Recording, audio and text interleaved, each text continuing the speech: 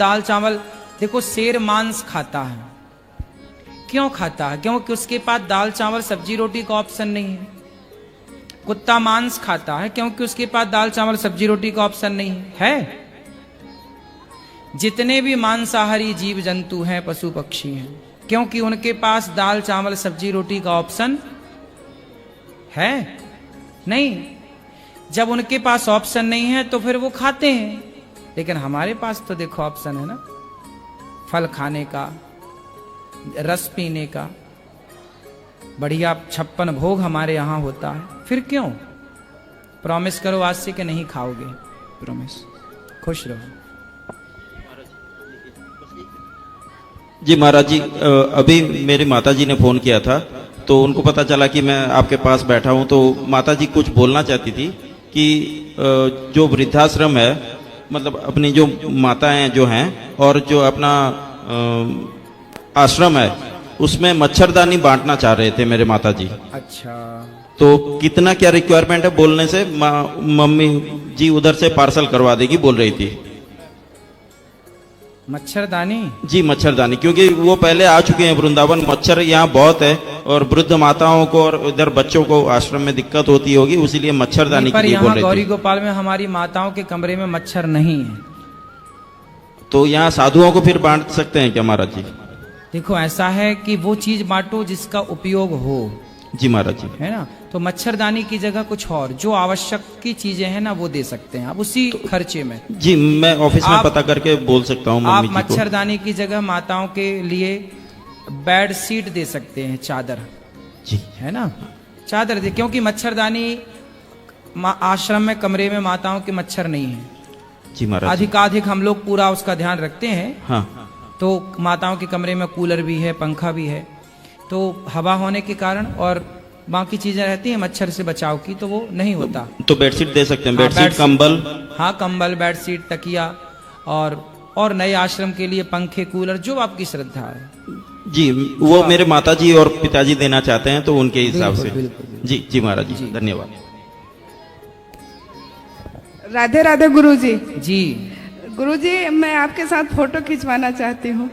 अभी अंदर बैठेंगे तो चलो अंदर। ठीक, अब चलो, जिनको फोटो खिंचाना है ना, गौरी गोपाल मंदिर अंदर चलो, सबको वहीं मिलेंगे, सब फोटो खिंचाना 4-4, फटाफट चलो, चलो फटाफट कैमरा सेल्फी ऑन करो, चलो सबको। जय श्रीमन नारायण, जय श्री कृष्णा। आज के लिए इतना ही, फिर प्रश्नोत्तरी होगी, फिर जिनको मिलना है सामने पहुंचिए। सबको राधे।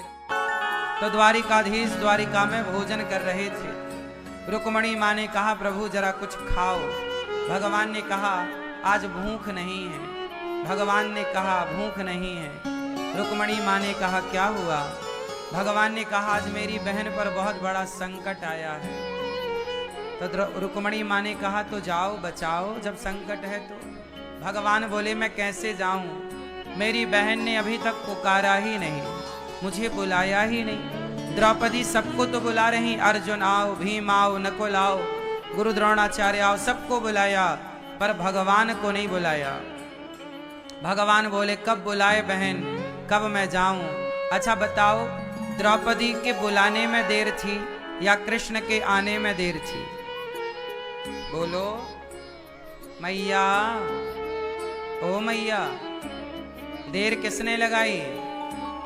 द्रौपदी ने बुलाने में देर लगाई, कृष्ण ने आने में देर। जब द्रौपदी ने कहा, गोविंद सहारा तेरा है, गोपाल सहारा तेरा है। जब द्रौपदी ने कहा गोविंद, केवल आपका सहारा है, और कहा गोविंद, तो गोविंद का केवल गो कह पाई, विंद मुंह से निकला नहीं कि द्वारिकाधीश दौड़ पड़े अपने द्रौपदी बहन के लिए। केवल गो कहा, गोविंद। साड़ी बनकर भगवान खिंचने लगे। दुशासन 10,000 हाथियों का बल रखने वाला थक गया, बोला कि साड़ी भी नारी है कि नारी भी साड़ी है, कि साड़ी ही की नारी है, कि नारी ही की साड़ी है। तरफ द्रौपदी ने कहा, मूर्ख दुशासन, ना साड़ी भी नारी है, ना नारी भी साड़ी है, ना साड़ी ही की नारी है, ना नारी ही की साड़ी है। ये तो वृंदावन बिहारी है जो चीर बनकर खिंचा जा रहा है, खिंचा जा रहा है। द्रौपदी की रक्षा करने भगवान आए। जैसे द्रौपदी ने कृष्ण को पुकारा, आप भी सबको ना पुकार के केवल कृष्ण को पुकारा करिए। आप भी सबको बुलाने की जरूरत नहीं, सबको पुकारने की जरूरत नहीं, कृष्ण को ही पुकारिए। सबको पुकार के समय ना बर्बाद कीजिए। इसलिए कानों से भगवान की कथा सुनी जाए, आंखों से भगवान का दर्शन किया जाए, वाणी से भगवान का गुणगान किया जाए, बस हाथों से भगवान की और भगवान के भक्तों की सेवा की जाए। माता पार्वती से कहते हैं भगवान शिव के सुनो पार्वती, राम अतर के बुद्धि मन वाणी, मत हमार अस सुनहि सयानी। पार्वती जी से कह रहे हैं शंकर जी के सुनो पार्वती जी, हमारा मत यह कहता है कि राम अतर्क हैं। जैसे कुछ लोग होते हैं ना, भगवान पर तर्क करते हैं। तर्क, लोग कहते हैं भगवान है तो दिखते क्यों नहीं। ईश्वर पे बहुत सारे तर्क करने वाले तर्क करते हैं। ईश्वर तर्क का विषय नहीं है। तर्क सहयोगी तो हो सकता है ईश्वर को जानने में, पर ईश्वर को तर्क से जाना नहीं जा सकता। ईश्वर तर्क का विषय ही नहीं है।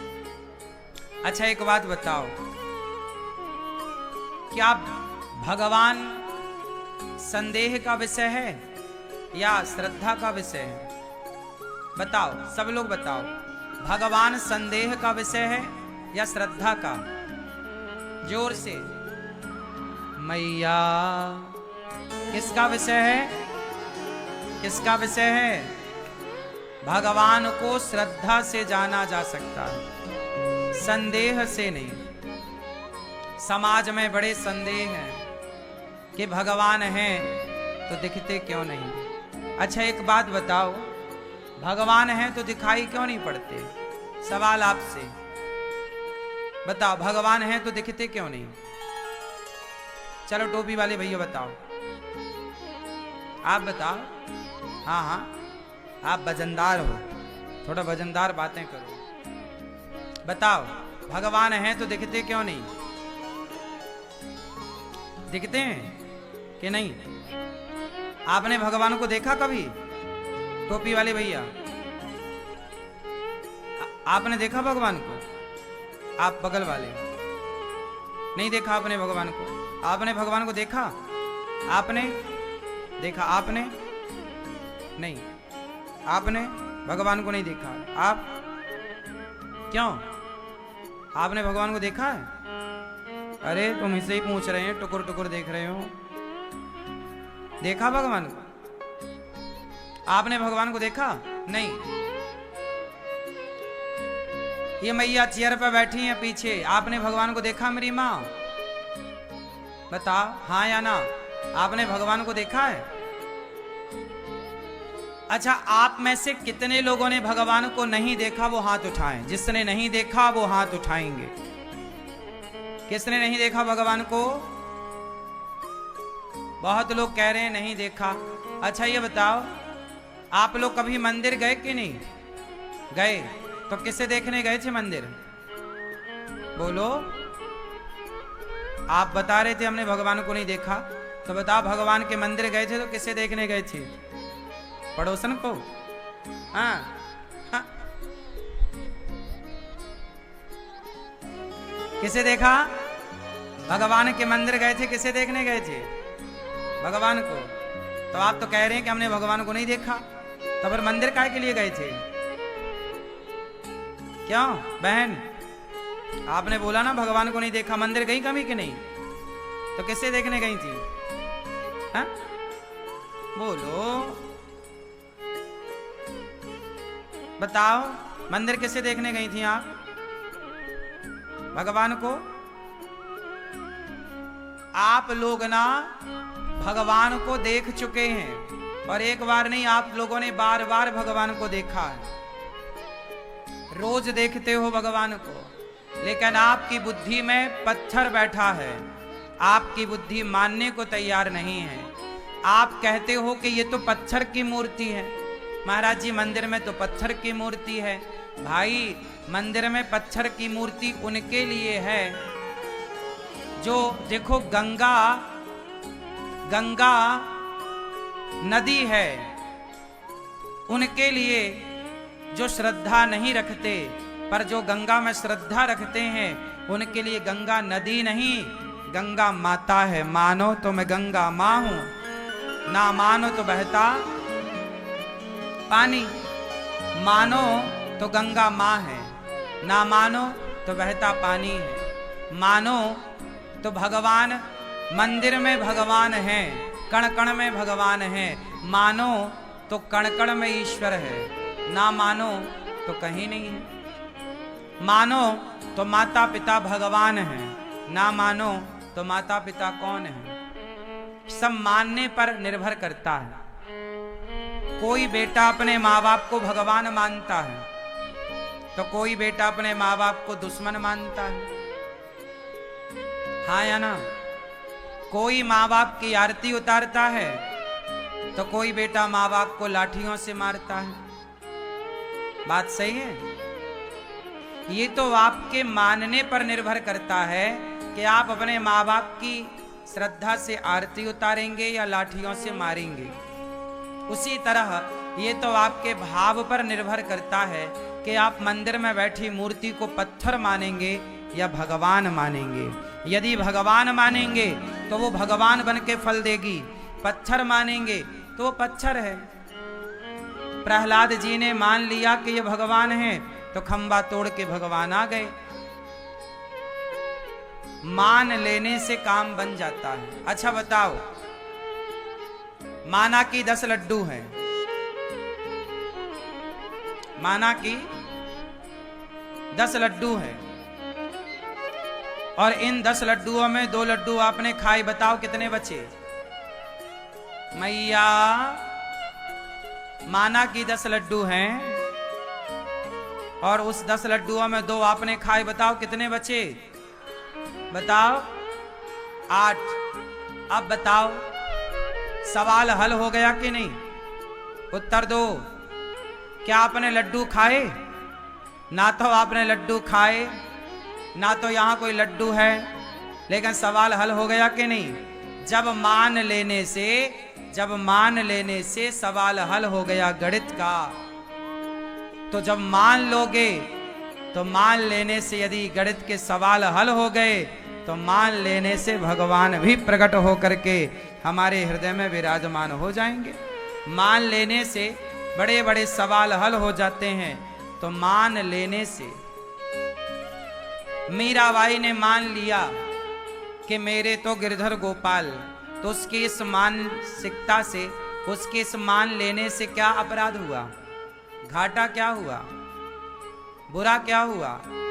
इसलिए मान लेने में भलाई है, ईश्वर को ना मानने में भलाई नहीं है। ईश्वर को मान लेने में भलाई है। राम अतर्क है, तर्क से नहीं जाना जा सकता। राम को तर्क से परे विषय है। एक बार भगवान राम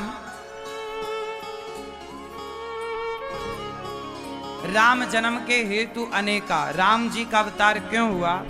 एक बार जय और विजय नाम के द्वारपाल थे भगवान नारायण के।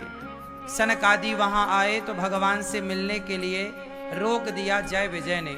तब सनकादियों ने श्राप दिया कि जाओ राक्षस हो जाओ।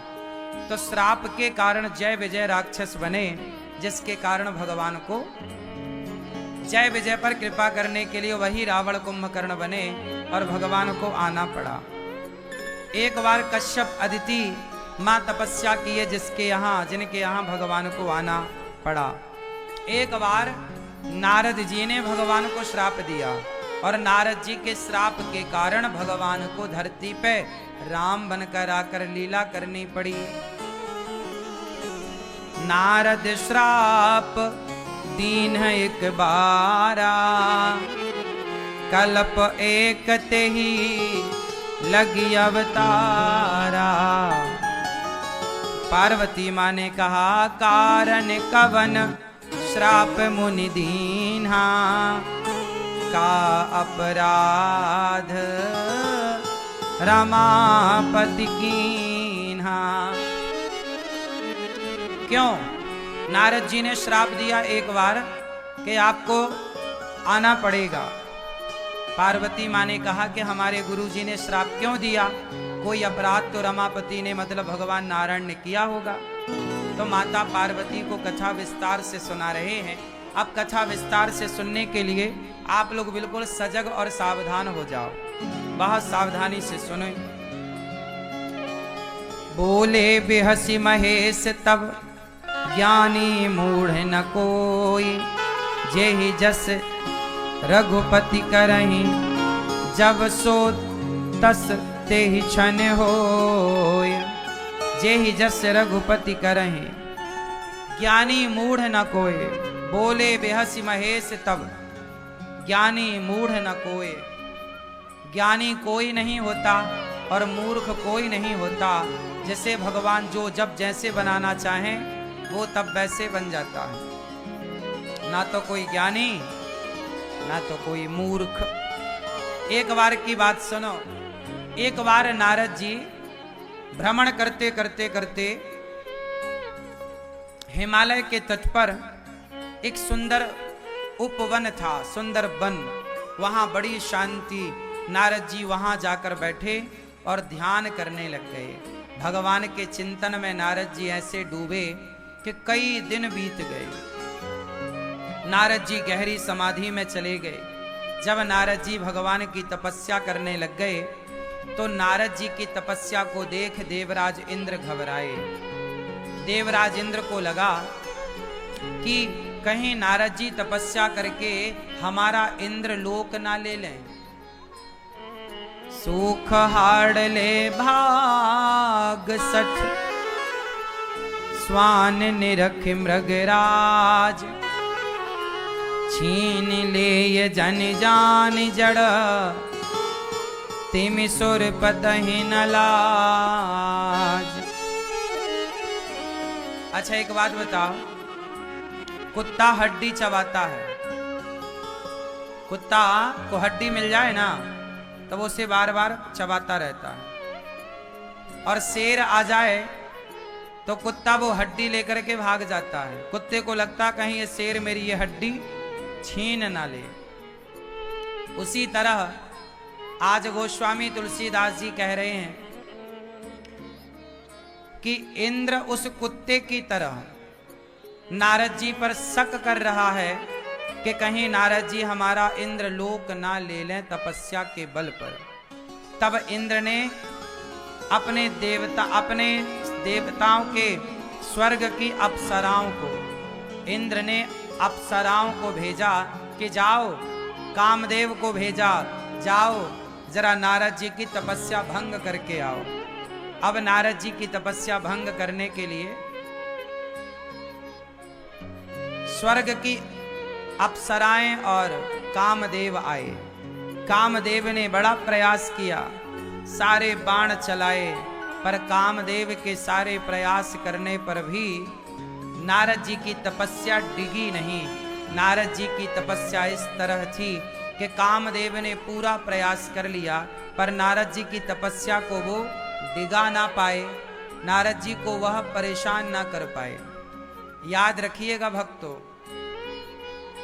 आपकी सफलता जैसे ही सामने आएगी, जैसे आप सफल होने वाले होंगे कि आपके जीवन में भी अप्सराएं आनी स्टार्ट हो जाएंगी।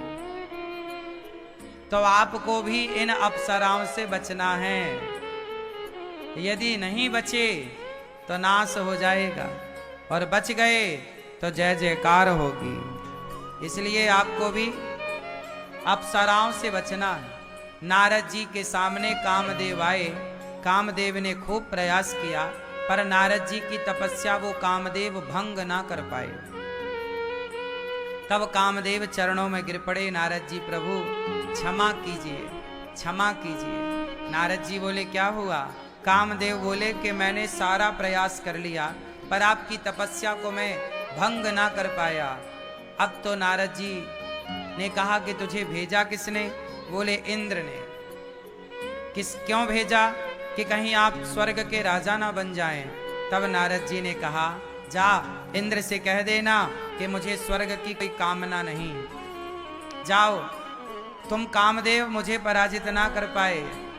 अब नारद जी को इस बात का घमंड आ गया कि मैंने काम को जीता, मैंने क्रोध को जीता और मैंने लोभ को जीता। ना तो स्वर्ग का लोभ, ना तो कामदेव पर क्रोध और ना कामदेव से विचलित भय।